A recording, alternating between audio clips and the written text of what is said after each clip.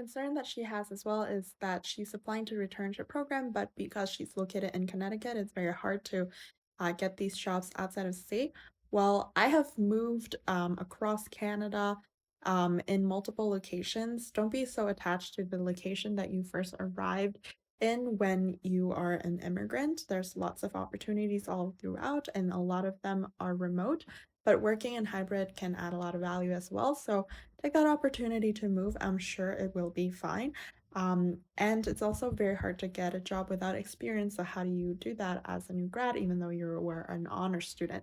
So this is a major misconception that people have that being a good student alone is going to get you a job. But it's actually, if you're not going to be, go to medical school or law school afterwards or graduate school, that's the only time where your grades matter.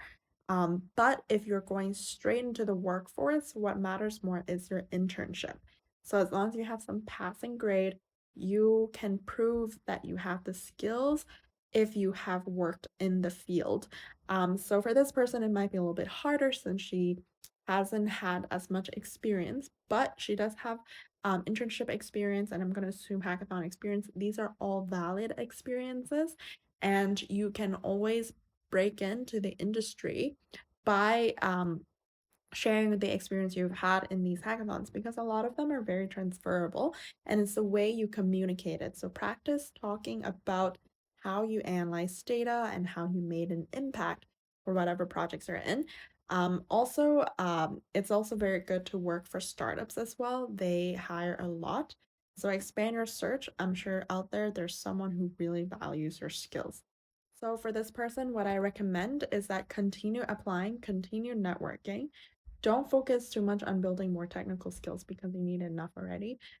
Get as much practice as possible through doing these interviews with the interviews that were offered, but don't get um don't feel too bad when you get turned down because it's part of the game.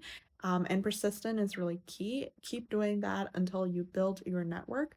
Have some social media presence, like build up your LinkedIn to be very focused towards the career path you want. So in this case, data scientist.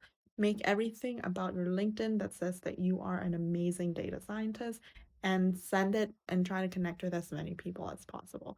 At this point, I'm sure that you have the technical skills already, but the gap here isn't more technical skills. The gap here is finding the opportunities and capitalizing on it. Hope that helps.